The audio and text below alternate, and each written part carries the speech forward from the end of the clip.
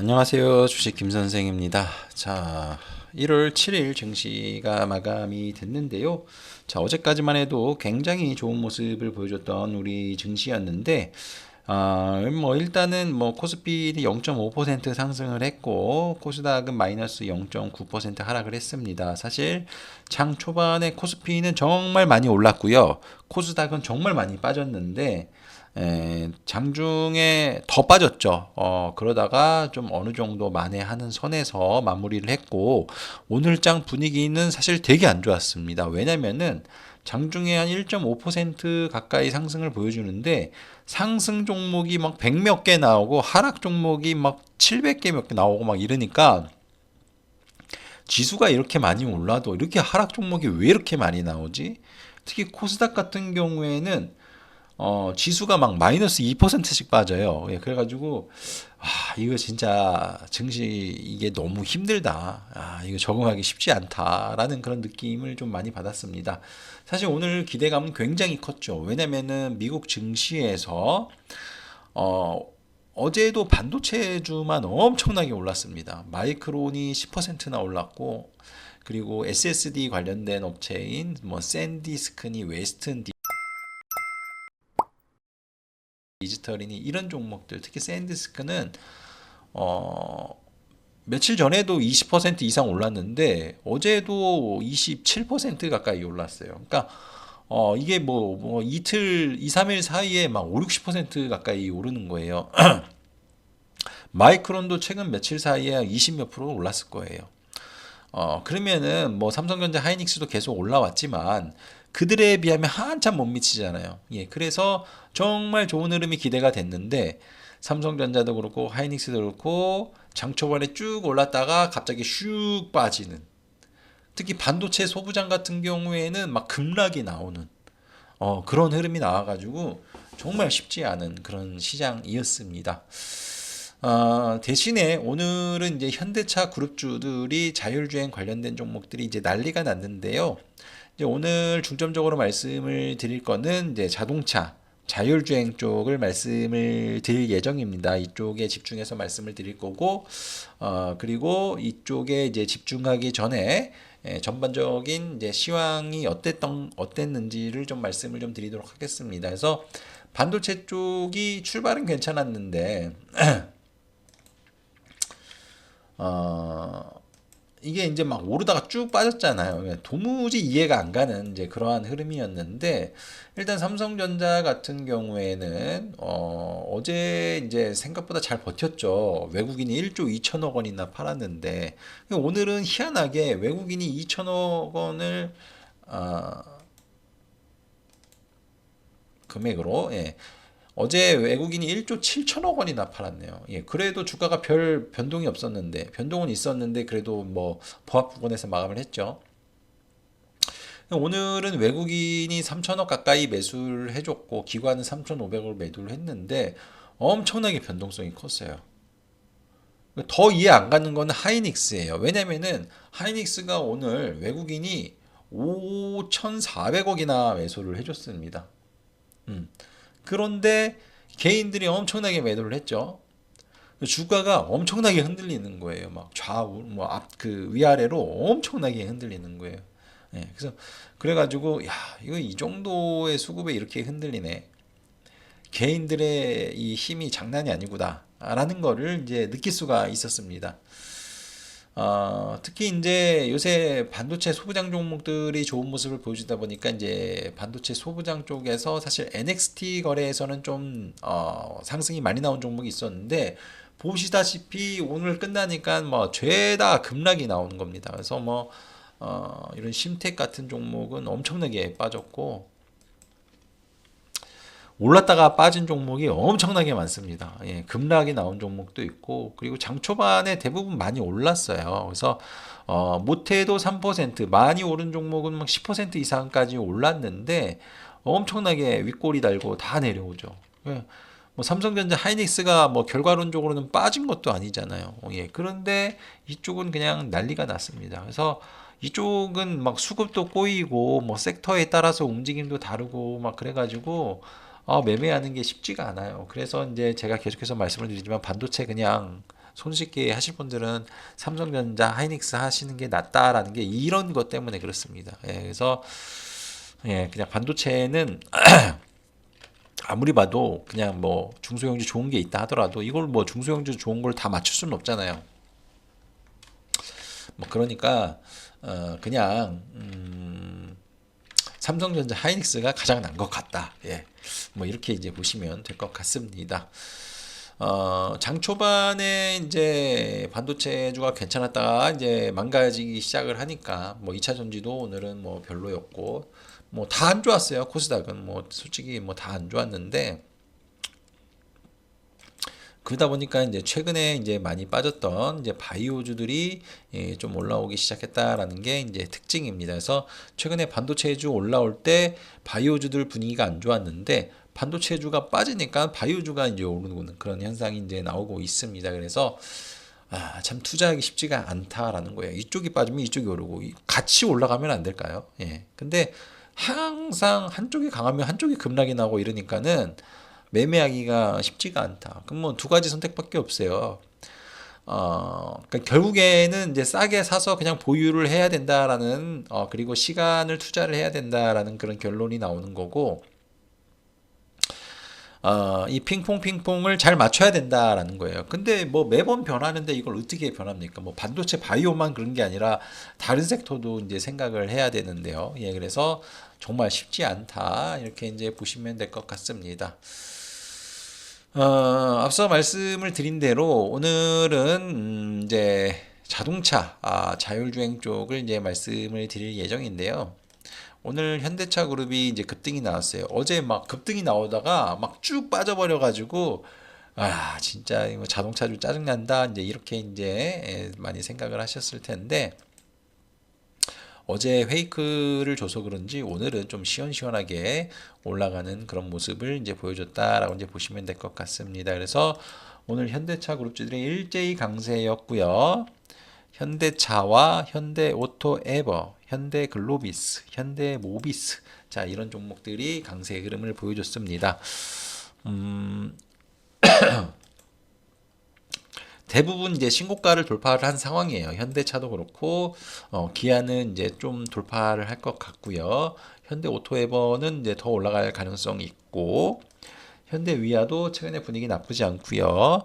현대글로비스도 신고가고요. 현대모비스도 신고가 가능성이 높습니다. 그래서 이쪽이 이제 추가적인 상승 가능성이 좀 있다라고 이제 보시면 될 것 같고 이 반도체주만큼이나 잘 갈 가능성이 높은 쪽이 이제 자동차 쪽이다라고 이제 보시면 되는데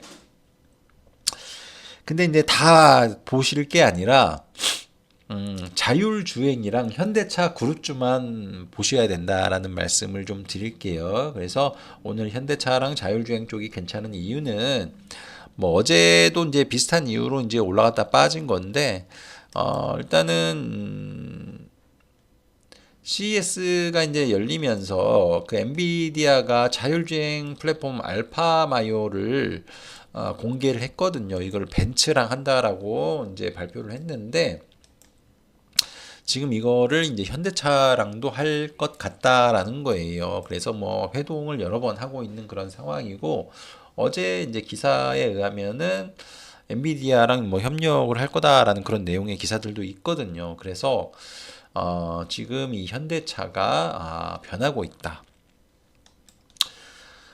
테슬라화 되고 있다. 그래서 테슬라가 전기차가 판매가 그렇게 많은 것도 아님에도 불구하고 시가총액이 엄청나게 높은 이유는 다른 기술들 자율주행이라던가 로보택시라던가 아니면은 휴머노이드 로봇 때문에 이제 그런 거잖아요. 근데 현대차도 지금 똑같은 길을 가고 있어요.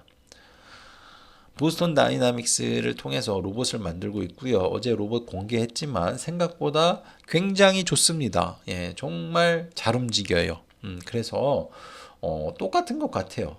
휴머노이드 만드는 이슈 그리고 글로벌 시장에 공급을 하는 거 이런 거를 봤을 때에는 테슬라나 보스턴 다이나믹스나 현대차나 별반 다를 게 없다라고 생각을 합니다. 그런데 시가총액은 뭐 10배 차이 나나요? 20배 차이 나나요? 엄청나게 차이 나죠. 그래서 이러한 부분을 좀 좁히면서 이제 가는 게 아닌가. 그리고 그나마 이제 부족한 게 자율주행인데 지금 이제 자율주행 안 하잖아요. 현대차에서 자체적으로 이제 안 하려고 하잖아요. 이제 엔비디아랑 이제 협력을 한다라는 거예요. 그래서 엔비디아라면 얘기가 달라지는 거죠. 그래서 엔비디아와 협력해서 자율주행을 하게 된다라면은 테슬라 못지않은 자율주행차가 나올 가능성이 높습니다. 그렇게 되면은 이제 어떻게 되는 거죠? 테슬라랑 사업 구조가 똑같아져요. 그러면은 현대차가 못 오를 이유가 없다라는 거죠. 예. 그래서 일단 현대차의 주가가 앞으로 굉장히 좋을 가능성이 높다라는 것입니다. 그래서 일단은 실적이 기반이 돼야지 정말 많은 상승을 보여줄 수가 있습니다. 그래서 최선호는 어찌됐든 반도체이기는 한데 서브적으로 자동차 자율주행도 나쁘지 않다 이렇게 이제 보시면 될 것 같습니다. 그래서 이제 최근에 다시 신고가를 만들었기 때문에 뭐 추가적인 상승 가능성이 있다라고 이제 보시면 될 것 같고, 근데 현대차 그룹주를 관심 있게 이제 보라고 먼저 말씀을 드렸잖아요. 근데 현대차, 기아 이렇게 봤을 때는 현대차를 보셔야 되는 거고요. 그리고 현대 글로비스 그리고 모비스. 근데 이제 모비스를 할 바에는 그냥 현대차 사는 게 나을 것 같다라는 그런 생각이 좀 듭니다. 그리고 현대 오토에버. 이 현대 오토에버는 좀 많이 올랐잖아요. 그래서 부담을 느끼시는 분들이 많이 있을 수도 있는데